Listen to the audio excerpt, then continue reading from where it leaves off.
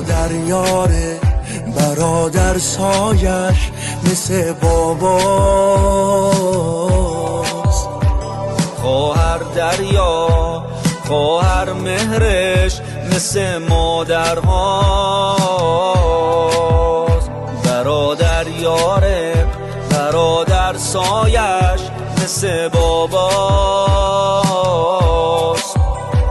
خواهر دریا، خواهر مهرش مثل مادرها. برادر کوه غیرت، اهل نجابت، قدر برادر و بدون آخه نعمته.